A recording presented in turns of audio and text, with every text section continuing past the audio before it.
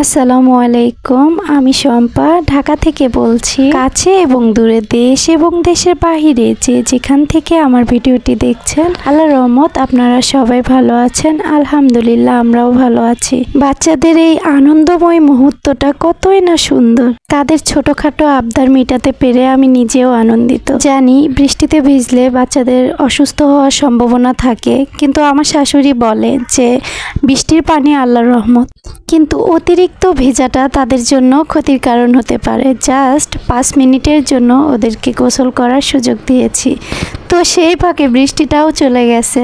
দেখুন তারা কি করছে দুই ভাই বোন। তো বরাবরের মতো রেসিপিতে চলে আসলাম। আজ তৈরি করছি গোলাপ জামুন মিষ্টি, যেটা আমার ছোটবেলা থেকে ভীষণ পছন্দ, আর আমি এটা তৈরি করতে পেরে আমার নিজের কাছে অনেক বেশি ভালো লাগে। আপনাদের সাথেও সেই রেসিপিটা শেয়ার করছি, আশা করি আপনাদের উপকারে আসবে। গোলাপ জামুন মিষ্টির জন্য আমি এখানে 1 কাপ পরিমাণ গুঁড়া দুধ নিয়েছি, 1/2 কাপ পরিমাণ ময়দা নিয়েছি, দিয়ে দিচ্ছি 1 চা চামচ বেকিং পাউডার।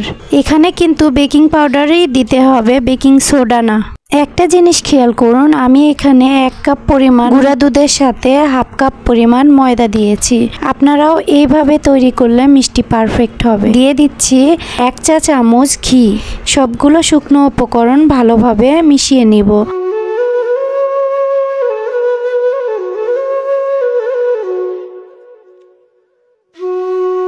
শুকনো উপকরণগুলো এমন মুঠো পাকানো যাবে, ঠিক এই অবস্থায় একটি ডিম ফেটিয়ে সেই ডিমে একটু করে দিতে হবে, যাতে করে ডোটি খুব সুন্দর সফটভাবে তৈরি করা যায়।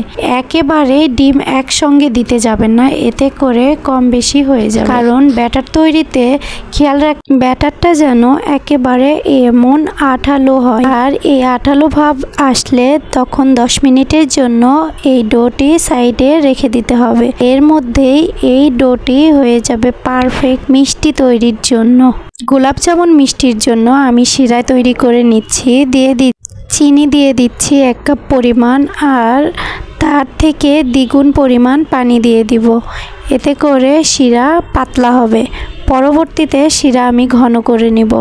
ওখানে আমি দারুচিনি, তেজপাতা এবং সাদা এলাচ দিয়েছি। এই যে 10 মিনিট পরে ব্যাটারটা কত পারফেক্ট, আমি মিষ্টির শেপ দিয়ে দিচ্ছি। আপনারা এখানে চ্যাপ্টা আকারে, লম্বা আকারে, গোল আকারে যেভাবে খুশি তৈরি করতে পারেন। বাসায় যখন মিষ্টি তৈরি করবেন দেখবেন দোকানের থেকেও আপনার মিষ্টি পারফেক্ট। কেন বলছি জানেন?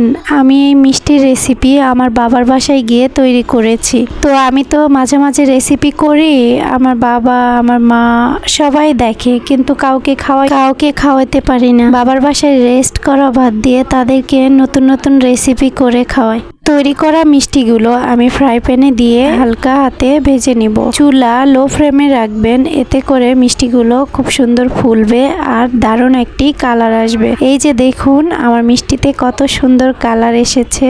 মিষ্টির কালার যখন এই যে বাদামি কালার হয়ে আসলে এটি উঠিয়ে নিব আর একটু ঠান্ডা করে নিব, এতে করে মিষ্টিগুলো খুব সুন্দর রসের সাথে মিশে যাবে।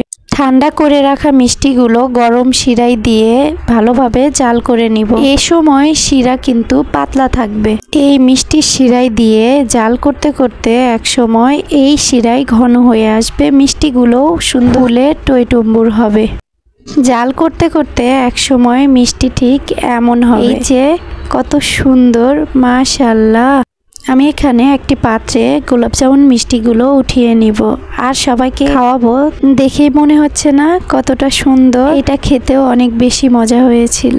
দেখুন কতটা পারফেক্ট, ভিতরে একেবারে সফট আর রসালো। আমার বাবা বলেছে দোকানের থেকেও নাকি আমার মিষ্টি পারফেক্ট। আশা করি আমার আজকের রেসিপি আপনাদের সবার কাছে ভালো লেগেছে। আজকের মতো বিদায় নিচ্ছি, ইনশাল্লাহ দেখা হবে পরবর্তী ভিডিওতে। সে পর্যন্ত আল্লাহ আপনাদের সবাইকে ভালো রাখুন। আমাদের জন্য দোয়া করবেন। আল্লাহ হাফেজ। আসসালামু আলাইকুম।